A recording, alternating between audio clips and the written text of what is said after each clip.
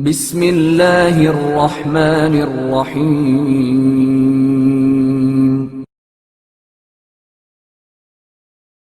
حضرت سہل ابن حنیف رضی اللہ تعالی عنہ، جناب سہل ابن حنیف رضی اللہ تعالی عنہ اوسی انصاری پیغمبر اکرم صلی اللہ علیہ وآلہ وسلم اور امام علی علیہ السلام کے بزرگ اصحاب میں سے تھے۔ آپ نے حضرت رسول خدا صلی اللہ علیہ وآلہ وسلم کے ہمراہ غزوہ بدر سمیت تمام غزوات میں شرکت کی، اور جنگ احد میں جب مسلمان فرار ہو گئے تو آپ رضی اللہ تعالی عنہ انگلیوں پر گنے جانے والے ان چند لوگوں میں سے تھے جو ثابت قدم رہے، اور اس دن آپ نے پیغمبر اکرم صلی اللہ علیہ وآلہ وسلم کے دست مبارک پر مرتے دم تک ساتھ رہنے کا عہد کیا، اور تیر اندازی کے ذریعے مسلسل حضرت صلی اللہ علیہ وآلہ وسلم کا دفاع کرتے رہے۔ حضرت صلی اللہ علیہ وآلہ وسلم نے سہل کی تیر اندازی کے منفرد انداز کو دیکھا تو کسی مجاہد سے فرمایا، سہل کو اور تیر دو، وہ آسانی سے تیر اندازی کر رہے ہیں۔ فضل ابن شاذان سے نقل ہوا ہے کہ جناب سہل ابن حنیف اور آپ کے بھائی جناب عثمان ابن حنیف ان چند افراد میں سے تھے جنہوں نے پیغمبر اکرم صلی اللہ علیہ وآلہ وسلم کے وصال کے بعد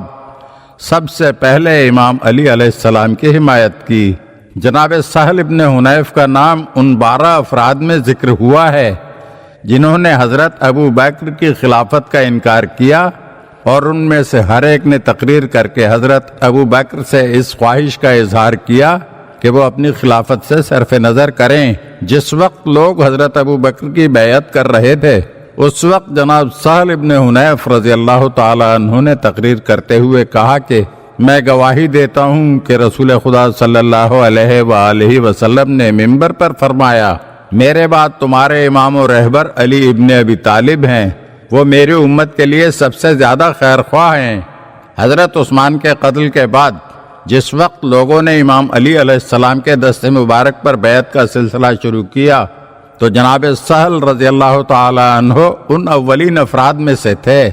جنہوں نے امیر المومنین علیہ السلام کی بیعت کی۔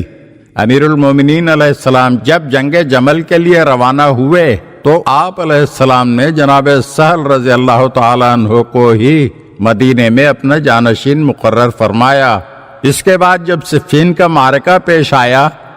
تو جناب سہل رضی اللہ تعالی عنہ نے امیر المومنین علیہ السلام کی ہمراہی میں اس جنگ میں شرکت کی۔ صفین کی جنگ کے بعد آپ علیہ السلام نے جناب سہل کو فارس کا حاکم مقرر کیا۔ امیر المومنین علیہ السلام کے اس جانثار صحابی نے 38 ہجری میں کوفے میں وفات پائی، اور جیسا کہ امام جعفر صادق علیہ السلام ارشاد فرماتے ہیں، امام علی علیہ السلام نے ان کی نماز جنازہ میں 5 تکبیریں کہیں، اور اس کے بعد کچھ آگے بڑھے اور جنازہ زمین پر رکھ دیا گیا، اور امام علیہ السلام نے پھر 5 تکبیریں کہیں۔ اسی طرح یہ سلسلہ چلتا رہا، اور امام علیہ السلام نے ان کے جنازے میں 25 تکبیریں کہیں۔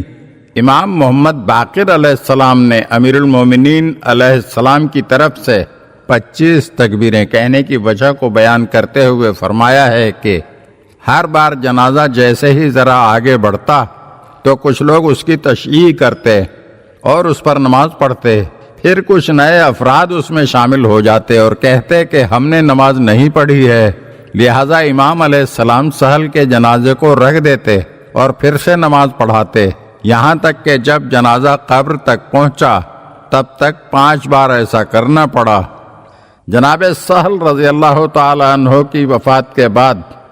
امیر المومنین علیہ السلام اکثر انہیں یاد فرماتے اور فرمایا کرتے کہ آغاز اسلام میں سہل اپنی قوم کے لکڑی کے بتوں کو رات میں توڑ دیا کرتے تھے،